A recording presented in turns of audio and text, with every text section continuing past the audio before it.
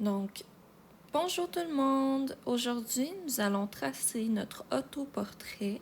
Donc, en premier, il faut importer notre image. Donc, on va aller cliquer sur la petite plus image, aller chercher dans notre photothèque l'image de nous-mêmes, que ce soit les mains, le visage ou notre tête de dos, désolé. Puis là, je baisse l'opacité de mon image et je rajoute un calque. C'est très important de rajouter un calque puisque nous voulons tracer par-dessus l'image et non sur l'image directement. Donc, on veut vraiment garder les traces et non l'image au complet. Voilà, donc j'ai redimensionné mon image de façon à ce qu'on voit seulement mon visage et le haut de mon torse à la verticale. Donc ici, je vais aller tracer tous mes lignes contours qui sont importantes. Donc le contour de mon visage, les yeux, le nez, la bouche, le haut de mon torse. Donc ici, j'utilise l'outil stabilisation pour que mes lignes soient vraiment justes et claires. Voilà.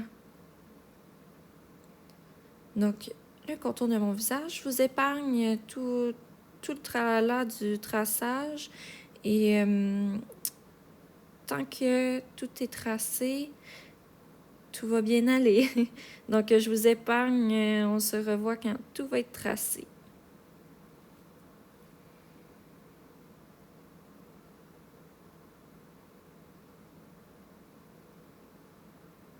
Donc voilà, tout est tracé. J'ai décidé que mon chandail serait tout en noir et mes cheveux aussi. Plus tard, vous allez voir que je vais définir quelques lignes dans mes cheveux.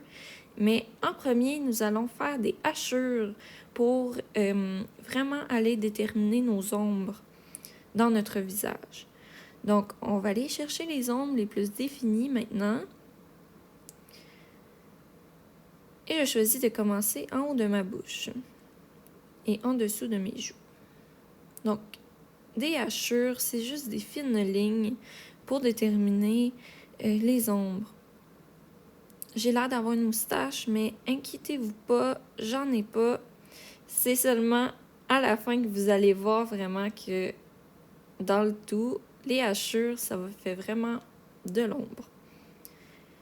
Donc, voilà, je vais faire tout mon visage et même le haut de mon corps. Et plus que les lignes sont espacées, moins qu'il y a d'ombre. Voilà, je passe tout de suite à la finition. Donc, maintenant, toutes mes formes sont faites. Et mes ombres, elles sont toutes hachurées. Et on voit vraiment là plus de définition. Peut-être que ça a l'air bizarre maintenant, mais lorsque nous allons ajouter de la couleur en arrière-plan, vous allez voir que ça a plus de sens. Donc, ce que je fais maintenant, ça va être hachuré dans mes cheveux, puisque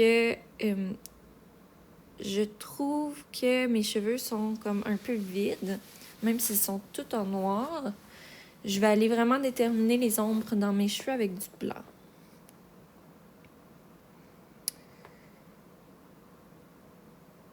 Là, je me reprends.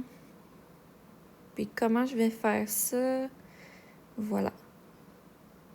Donc, je vous épargne ça aussi. On se retrouve après avoir hachuré tous mes cheveux, partiellement.